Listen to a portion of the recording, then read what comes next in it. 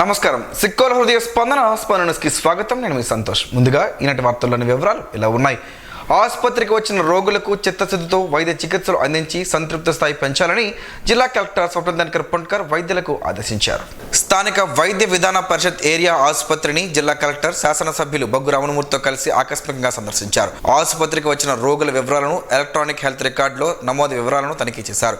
Out patient, in patient ఎంతమంది వస్తుంది, ఎన్టీఆర్ ఆరోగ్య వైద్య సేవలు అందుతున్న తీరుపై ఆరా తీశారు.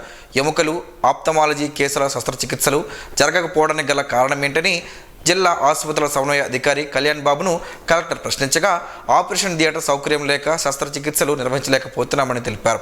ఆసుపత్రిలో అందుబాటులో ఉన్న ఔషధాల నిల్వలను పరిశీలించారు. ఈ సందర్భంగా ఆయన మాట్లాడుతూ, ఆసుపత్రికి వచ్చే రోగుల పట్ల ఆప్యాయంగా మెలిగి మెరుగైన వైద్య సేవలు అందించాలన్నారు.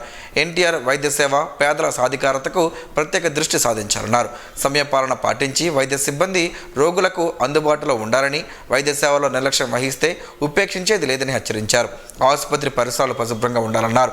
అంతకుముందు నిర్మాణంలో ఉన్న ఏరియా ఆసుపత్రి నూతన భవనాన్ని పనుల ప్రగతిని పరిశీలించారు. పనుల్లో జాప్యాన్ని గల కారణాలను ఏపీఎంఐడిసిఈ సత్యప్రభాకర్ను అడిగి తెలుసుకున్నారు. నూతన భవన నిర్మాణ పనులు వేగవంతానికి చర్యలు తీసుకుంటారని అన్నారు.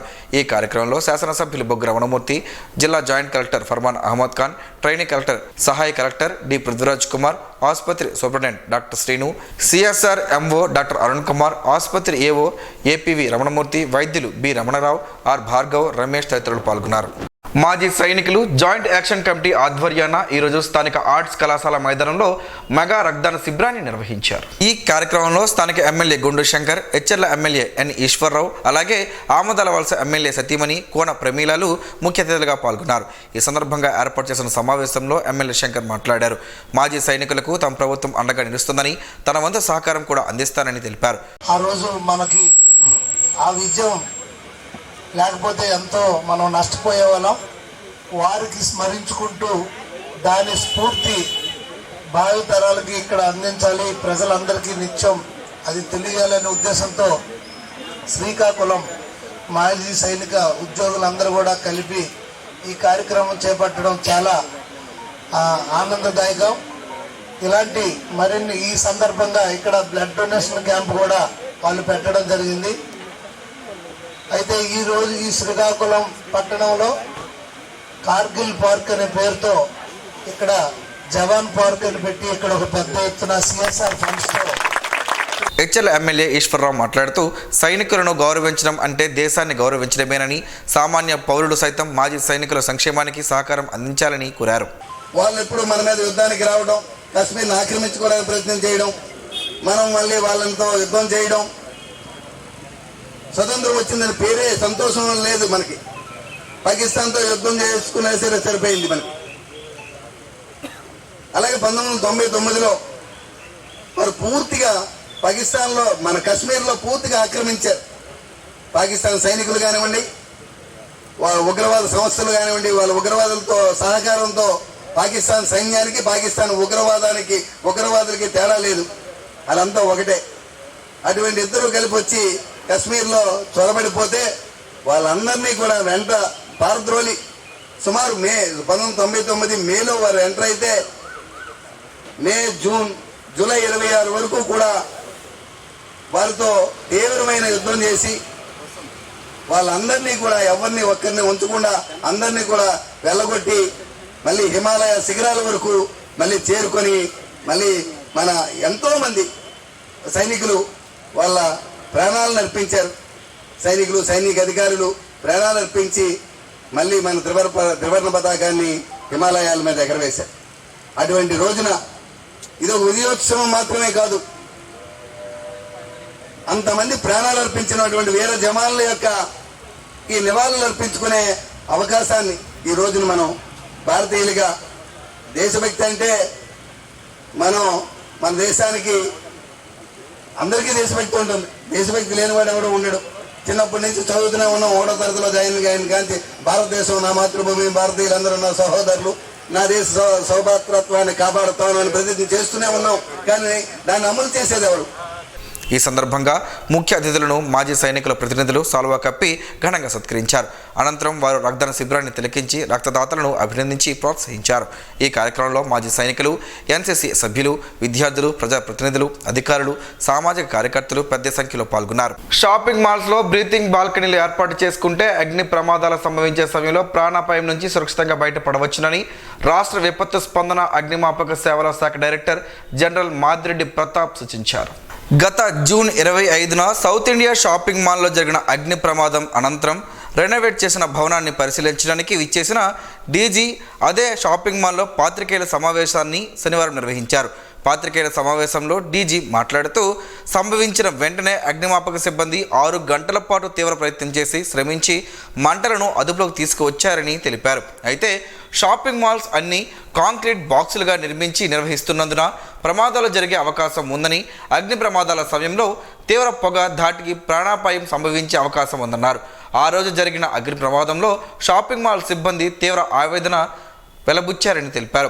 కాంక్రీట్ బాక్సులలో నిర్మించిన షాపింగ్ మాల్ వల్ల 10 రోజుల క్రితం ఇరాన్లో ఒక ప్రమాదం జరిగి 82 మంది మృతి చెందడం జరిగిందన్నారు. ఇటువంటి సమస్యలకు పరిష్కారంగా ఓపెన్ ప్లేస్లో బ్రీతింగ్ బాల్కనీలో ఏర్పాటు చేయడం ఒక్కటే మార్గమని తెలిపారు. ఈ సందర్భంగా సౌత్ ఇండియా షాపింగ్ మాల్లో ఏర్పాటు చేసిన బ్రీతింగ్ బాల్కనీ మెట్ల మార్గాన్ని ప్రశ్నించారు. బ్రీతింగ్ బాల్కనీల వల్ల స్మోక్ మేనేజ్మెంట్కు ఆస్కారం లభిస్తుందని, తద్వారా ప్రాణాపాయాలు నివారించవచ్చునని వివరించారు. ముఖ్యంగా ప్రజలు అవగాహన పెంపొందించుకొని కాంక్రీట్ బాక్సుల్లో నిర్మించిన షాపింగ్ మాల్స్ను బాయ్కాట్ చేయాలని సూచించారు. ఈ సందర్భంగా సౌత్ ఇండియా షాపింగ్ మాల్కు ఫైర్ సేఫ్టీ సర్టిఫికేట్ను అందజేశారు. ఈ పాత్రికేయ సమావేశంలో regional fire officer N Niranjan Reddy, జిల్లా ఫైర్ ఆఫీసర్ మోహన్ రావు, సహాయ fire officer Srinibabu, South India shopping mall regional manager P Naveen తదితరులు పాల్గొన్నారు. కాంక్రీట్ బాక్సులు ఉన్నాయి అని మీకు సవినయంగా మనవి చేస్తుంది. దీంట్లో ఎంత ప్రమాదం ఉంది అని ఒకసారి ఊహించుకోవడానికి ఈ మధ్య 10 రోజుల క్రితం ఇరాక్లో ఇటువంటి మాల్ అంటే కాంక్రీట్ బాక్స్ లాగా కట్టిన 4-5 ఫ్లోర్స్ ఉన్నటువంటి ఎయిర్ కండిషన్ మాల్, అక్కడ డ్యూటీ అవర్స్లో స్టోర్ ఓపెన్ అయినప్పుడు కస్టమర్స్ అక్కడ శారీస్ అవి ఇవి కొనుక్కునే టైంలో ఫైర్ జరిగింది. ఆ మాల్ కూడా జస్ట్ 10 days అయింది ఓపెన్ అయ్యి. ఆ మాల్ ఎలా ఉందో మీరు చూడండి. ఇది నేను యూట్యూబ్ నుంచి ఫోటో తీశాను.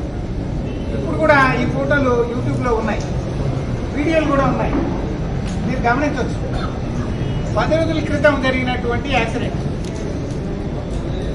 ఏమి ఇరాక్ మన దేశం లాంటిదే, కానీ ఈ స్ట్రక్చర్ చూడండి, exactly similar to south India shopping mall, అది లేకపోతే సిఎంఆర్ షాపింగ్ మాల్, లేకపోతే చెన్నై సిల్క్, లేకపోతే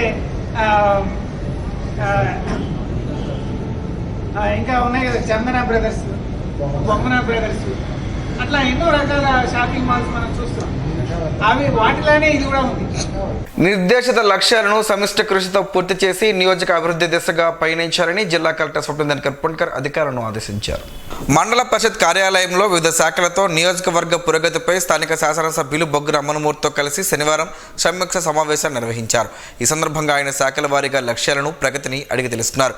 పట్టణంలోని రాజుల చెరువును పర్యాటక కేంద్రంగా అభివృద్ధికి కృషి చేయాలని, చెరువు చుట్టూ వాకింగ్ ట్రాక్, విద్యుత్ దీపాలు, పార్క్ నిర్మించాలని, చెరువులోకి మురుగు కాలువలు నీరు వెళ్లకుండా చర్యలు తీసుకోవాలని శాసనసభ్యులు కలెక్టర్ దృష్టికి తీసుకువచ్చారు. అలాగే చెరువులోని ఆక్రమణలు తొలగించాలని, గతంలో స్నానాలకు అనువుగా ఉన్న ఘాట్లను పునః నిర్మాణాలకు చర్యలు తీసుకోవాలని కోరారు. తక్షణమే కలెక్టర్ స్పందించి జలవనరుల శాఖ, రెవెన్యూ, పంచాయతీ అధికారులు కలిసి ఆక్రమణలు తొలగించేందుకు చర్యలు తీసుకోవాలని ఆదేశించారు. చెరువులోకి మురుగు కాలువల నీరు వెళ్లకుండా ప్రత్యామ్నాయం చూపించాలని తహసీల్దార్, పంచాయతీ కార్యదర్శిని ఆదేశించారు.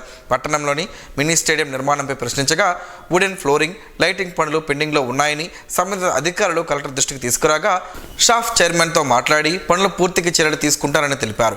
ఈ కార్యక్రమంలో జిల్లా joint collector Farman Ahmed Khan, trainee సహాయ కలెక్టర్ డి పృథ్వీరాజ్ కుమార్, జిల్లా ఉద్యానవన శాఖ సహాయ సంచాలకులు వరప్రసాద్, శ్రీకాకుళం టెక్కలి ఆర్డీఓలు సాయి ప్రత్యూష, ఎం కృష్ణమూర్తి, డీసీహెచ్ఎస్ కళ్యాణ్ బాబు, ప్రత్యేక అధికారి అనురాధ, తహసీల్దార్ సత్యనారాయణ, ఎంపీడీఓ కెవి ప్రసాద్, వివిధ శాఖల అధికారులు తదితరులు పాల్గొన్నారు. నగరంలోని స్థానిక జీడీ రోడ్లో ఏర్పాటు చేసిన ఎస్ఎస్ జ్యువెలరీ మార్ట్ను శనివారం ముఖ్య అతిథిగా పాల్గొన్న సినీ నటి ఏషాతో కలిపి స్థానిక ఎమ్మెల్యే గొండు శంకర్ ప్రారంభించారు. ఈ సందర్భంగా ఎమ్మెల్యే మాట్లాడుతూ నగరంలోని అలంకార శోభ కనిపిస్తుందని, అతివలకు కావాల్సిన ఆభరణాలు నగరంలో లభించడం మంచి పరిణామన్నారు. యాజమాన్య సభ్యులకు శుభాకాంక్షలు తెలిపారు. అనంతరం నటి ఈషాతో కలిసి ఆభరణాలను ఆయన ఆసక్తిగా తిలకించారు.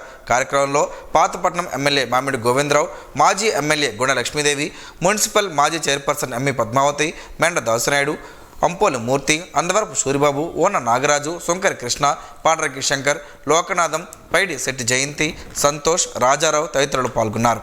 భారతీయ హ్యూమన్ రైట్స్ ఫోరం ఆధ్వర్యాన కార్గిల్ విజయ్ దివాస్లో భాగంగా సభ్యులు ఈరోజు స్థానిక ఆర్ట్స్ కళాశాల మైదానంలో ఏర్పాటు చేసిన మెగా రక్తదాన శిబిరంలో రక్తదానం చేసి పలువురికి ఆదర్శంగా నిలిచారు. ఈ సందర్భంగా జిల్లా అధ్యక్షుడు రౌతు సూర్యనారాయణ మాట్లాడుతూ కార్గిల్ విజయ్ దివాస్ ప్రతి భారతీయుడికి గర్వకారణమని, ఈరోజు దేశవ్యాప్తంగా విజయ్ దివాస్ను ఘనంగా జరుపుకుంటున్నామని, అందులో భాగంగా శ్రీకాకుళం శాఖ రిటైర్డ్ ఆర్మీ సంఘాల జాయింట్ యాక్షన్ కమిటీ నేతృత్వంలో ఏర్పాటు చేసిన రక్తదాన శిబిరంలో తాము కూడా భాగస్వాములు అయ్యి రక్తదానం చేసినట్లు తెలిపారు. జిల్లాలో రక్త కొరత తీవ్రంగా ఉన్నందున ప్రతి ఒక్కరూ రక్తదానానికి ముందుకు రావాలని పిలుపునిచ్చారు. జిల్లా అధ్యక్షుడు సూర్యనారాయణను హెచ్చర్ల ఎమ్మెల్యే ఈశ్వరరావు అభినందించారు. ఈ కార్యక్రమంలో భారతీయ హ్యూమన్ రైట్స్ కౌన్సిల్ జాతీయ వైస్ చైర్మన్ డాక్టర్ ప్రభు, జాతీయ vice president Manikanta, Andhra Telangana zonal president Konkyana Venugopal, రాష్ట్ర వైస్ ప్రెసిడెంట్ మంత్రి వెంకటస్వామి, శ్రీకాకుళం జిల్లా అధ్యక్షులు, మహిళా విభాగం రాష్ట్ర అధ్యక్షులు మణిశర్మ, మహిళా విభాగం జిల్లా అధ్యక్షురాలు జ్యోతిర్మయ్ తదితరులు పాల్గొన్నారు. రాష్ట్రంలో P4 కార్యక్రమాన్ని ప్రజా ఉద్యమంలా తీర్చిదిద్దుతున్నామని, బంగారు కుటుంబాలను మార్గదర్శుల మద్దతుతో ఎదిగించే విధంగా చర్యలు చేపడుతున్నామని ముఖ్యమంత్రి నారా చంద్రబాబు నాయుడు తెలిపారు. రాష్ట్ర సచివాలయంలో జీరో పవర్టీ P4 పై నిర్వహించిన సమీక్షా సమావేశంలో ఆయన మాట్లాడారు. జిల్లా కలెక్టర్లు, జాయింట్ కలెక్టర్లు పాల్గొన్న ఈ సమావేశానికి శ్రీకాకుళం నుంచి కలెక్టర్ స్వప్నిందన్ కర్పొండ్కర్, జేసీ ఫర్మాన్ అహ్మద్ ఖాన్ హాజరయ్యారు. ఈ సందర్భంగా సీఎం అధికారులకు పలు సూచనలు చేశారు. P4 అనేది కూటమి ప్రభుత్వ ధ్యేయం, పేదల సాధికారత లక్ష్యం. గ్రామాన్ని యూనిట్గా తీసుకుని ఆ గ్రామానికి చెందిన పారిశ్రామికవేత్తలు, ఎన్ఆర్ఐలు, బంగారు కుటుంబాలను దత్తత తీసుకోవాలని ఆగస్టు 10లోపు సర్వే పూర్తవ్వాలన్నారు. ఆగస్టు 15 నాటికి 15 లక్షల బంగారు కుటుంబాలను మార్గదర్శులు దత్తత తీసుకునేలా చర్యలు తీసుకోండి అని సీఎం ఆదేశించారు. తాను స్వయంగా 250 బంగారు కుటుంబాలను దత్తత తీసుకుంటున్నట్లు వెల్లడించారు. ఇది నా నుంచే ప్రారంభం అవుతుందని, 10 పాయింట్ల సర్వే, 100 పదాల వర్ణనతో ప్రతి కుటుంబ అభివృద్ధిపై రాత రూపంలో సమాచారం సేకరించాలని, వీటిపై విజన్ డాక్యుమెంట్ రూపొందిస్తామని తెలిపారు. జిల్లా నుంచి పలువురు ఎమ్మెల్యేలు ఈ సమీక్షలో వీడియో కాన్ఫరెన్స్ ద్వారా ముఖ్యమంత్రితో తమ అభిప్రాయాలను పంచుకున్నారు. హెచ్చర్ల ఎమ్మెల్యే నడుకుతిరి ఈశ్వరరావు మాట్లాడుతూ స్మార్ట్ విలేజ్ కాన్సెప్ట్ రోజులు గుర్తొస్తున్నాయని, ఆ రోజుల్లో మా పంచాయతీ అవార్డు పొందిందని, జన్మభూమి కార్యక్రమంలో భాగంగా మంచి పనులు చేశామన్నారు. ఈ సమావేశంలో assistant collector Donaka Prithviraj Kumar, chief planning అధికారి Prasannalakshmi, ICDS PD B Shantishri తదితరులు పాల్గొన్నారు.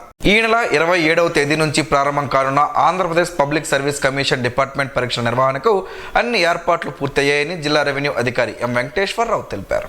శనివారం తన కార్యాలయంలో వివిధ శాఖల అధికారులతో నిర్వహించిన సమీక్ష సమావేశంలో ఆయన ఈ విషయాన్ని వెల్లడించారు. అభ్యర్థులకు ఎలాంటి అసౌకర్యం కలగకుండా అన్ని సదుపాయాలు కల్పించాలని డిఆర్ఓ సంబంధిత అధికారులను ఆదేశించారు. Sri Shivani college of engineering, Chilakapalem, Etcherla, core technologies, Narasannapeta పరీక్షా కేంద్రాలు నిర్వహించబడతాయని, పరీక్షా కేంద్రాల విద్యుత్, త్రాగునీరు, ప్రథమ చికిత్స, పోలీస్ బందోబస్తు తప్పనిసరిగా ఉండాలని ఆయన స్పష్టం చేశారు. సెల్ ఫోన్లకు, ఎలక్ట్రానిక్ పరికరాలు అభ్యర్థులు, ఇన్విజిలేటర్లు తీసుకుని వచ్చుటకు అనుమతి లేదని, పరీక్షా కేంద్రాల వద్ద కఠిన తనిఖీలు జరుగుతాయని హెచ్చరించారు. అభ్యర్థులను ఉదయం పరీక్షలకు 8:30 నుండి 9:15 వరకు, మధ్యాహ్నం పరీక్షలకు 1:30 నుండి 2:15 వరకు మాత్రమే లోపలికి అనుమతించనున్నట్లు డిఆర్ఓ తెలిపారు. నిర్దేశిత పరీక్షా సమయానికి గంటన్నర ముందుగా కేంద్రంలోకి అనుమతిస్తారు. పరీక్షల్లో అవకతవకలు జరిగితే సంబంధిత సూపరింటెండెంట్లే బాధ్యత వహించాల్సి ఉంటుందని ఆయన స్పష్టం చేశారు. ఈ పరీక్షలు ఆగస్టు 1వ తేదీ వరకు కొనసాగనున్నాయని, పరీక్షలు ఆన్లైన్ విధానంలో ఉదయం 10 గంటల నుండి 12 గంటల వరకు, మధ్యాహ్నం 3 గంటల నుండి 5 గంటల వరకు జరుగుతాయని ఏపీపీఎస్సీ అధికారులు వివరించారు. ప్రత్యేక అవసరాలు గల అభ్యర్థులకు అదనంగా 20 నిమిషాల సమయం స్క్రైబ్ సదుపాయం కల్పిస్తామని వారు తెలిపారు. ఈ సమావేశంలో ఏపీపీఎస్సీ అధికారులైన బి భోగేశ్వరి, పి పద్మప్రియ, ఇతర శాఖల ప్రతినిధులు, లైజనింగ్ అధికారులు పాల్గొన్నారు. ఆంధ్రప్రదేశ్ రాష్ట్ర విపత్తు ప్రతిస్పందన అగ్నిమాపక సేవల డైరెక్టర్ జనరల్ మాదిరెడ్డి ప్రతాప్ శుక్రవారం శ్రీకాకుళం జిల్లాకు విచ్చేసిన సందర్భంగా జిల్లా ఎస్పీ కెవి మహేశ్వరరెడ్డి మర్యాదపూర్వకంగా కలిశారు. జిల్లా పోలీస్ కార్యాలయం అతిథి గృహంలో మర్యాదపూర్వకంగా కలిసిన ఎస్పీ ఆయనకు పూల మొక్కను అందజేశారు. కార్యక్రమంలో జిల్లా అగ్నిమాపక అధికారి జె మోహన్ రావు, అదనపు SP KV Ramana, DSP Seshadri తదితరులు ఉన్నారు. విద్యా సంస్థల్లో పారిశుద్ధ్యం అంశంలో ఏమాత్రం రాజీ పడబోమని జిల్లా కలెక్టర్ స్వప్నిందన్ కర్పొండ్కర్ స్పష్టం చేశారు. కొల్లివలసలోని డాక్టర్ బిఆర్ అంబేద్కర్ గురుకుల పాఠశాలను కలెక్టర్ సందర్శించారు. ఆయన వెంట వివిధ శాఖల జిల్లా అధికారులు ఉన్నారు. పాఠశాల ప్రవేశ ద్వారంలో విద్యార్థులు కలెక్టర్కు ఘన స్వాగతం పలికారు. అనంతరం ఆయన విద్యార్థులతో ముచ్చటిస్తూ వారి అభిరుచులు, అవసరాలను అడిగి తెలుసుకున్నారు. తర్వాత వంటగదిని, భోజనశాల, నిల్వ గదులను పరిశీలించిన కలెక్టర్ వంటశాల పరిశుభ్రతపై అసంతృప్తి వ్యక్తం చేశారు. కిచెన్ సిబ్బంది, కేర్ టేకర్ను సరిదిద్దుకోవాలని హెచ్చరించారు.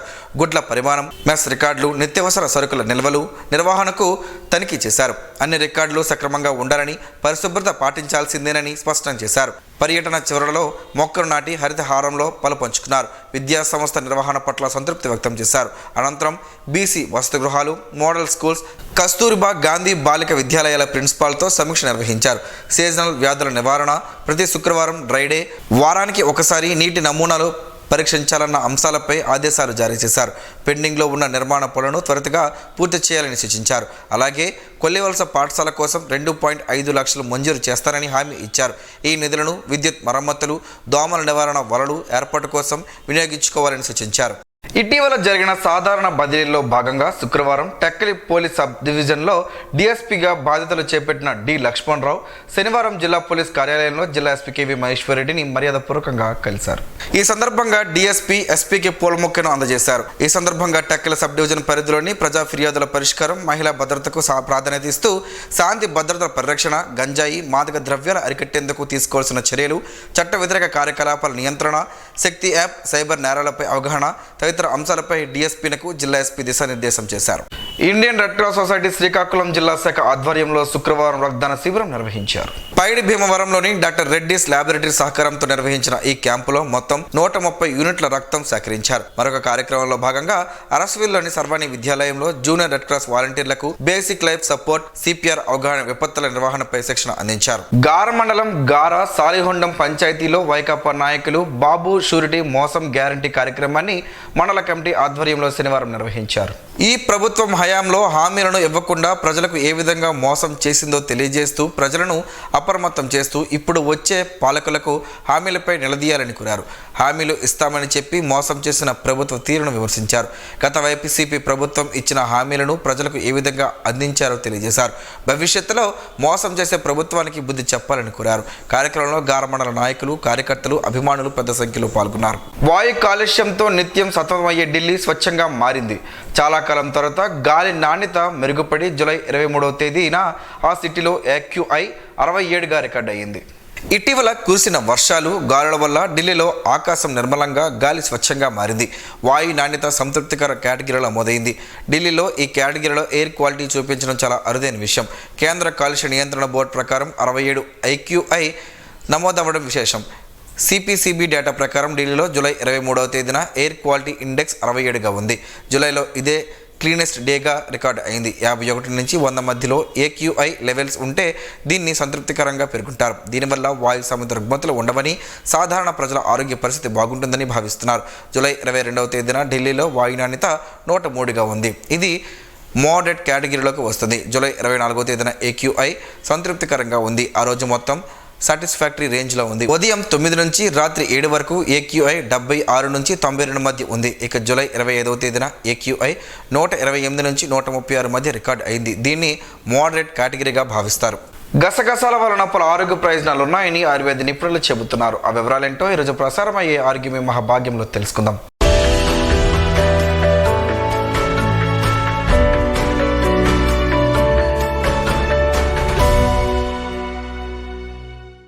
తెల్లగా చిన్నగా ఉండే గసగసాల్ని ఈ రోజుల్లో మనం వంటల్లో వాడుతున్నాం. కానీ పూర్వం వాటిని మందుల తయారీలో వాడేవాళ్ళు.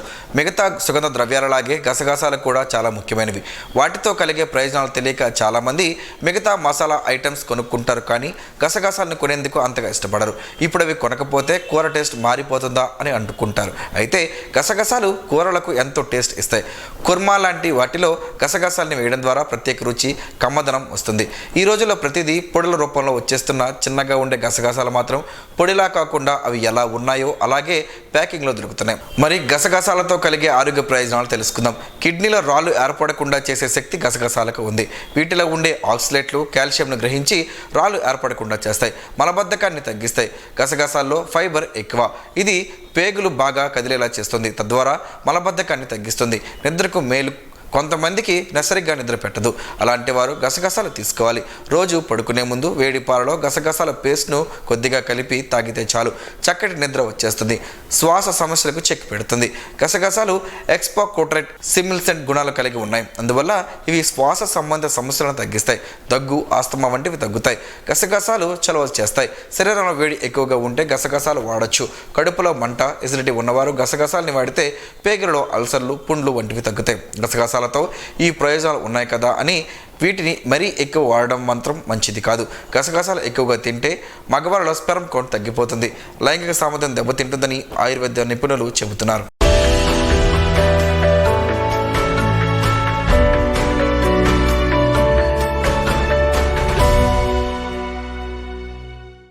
ఈరోజు వార్తల్లో ఒక మంచి మాటను విందాం, ఆచరిద్దాం. సమాజ శ్రేయస్సును కాంక్షించే మహనీయుల మాటల్లోంచి ఈరోజు.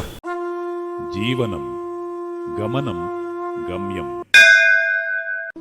భయం మన గ్రామదేవత, భక్తి మన భూమాత, మన సంస్కరణ శాశ్వత ముక్తిదాత. శ్రమిస్తూ అరిగిపోయే మనిషి, చింతిస్తూ తరిగిపోయే ఋషి, కుటుంబానికి సమాజమునకు మేలు. మన బలం కంటే ఓర్పు ఎక్కువ సాధిస్తుంది. ఆశ కంటే చైతన్యం శాశ్వతంగా నిలుస్తుంది. ఓం శ్రీ గాయత్ర్యై నమః. స్పందన ప్రేక్షకుల కోసం స్పందన న్యూస్ని ఇప్పుడు యూట్యూబ్లో అందుబాటులో ఉంచడమైంది. SDV స్పేస్ స్పందన అని టైప్ చేసి వీక్షకులు తమ అనుకూలమైన సమయంలో న్యూస్ని వీక్షించగలరు. ఈ వార్తలు ఇంతటితో సమాప్తం. మరలా ప్రసారం అయ్యే స్పందన న్యూస్లో కలుసుకుందాం. అంతవరకు సెలవు, నమస్కారం. మీ మాటే మా బాట.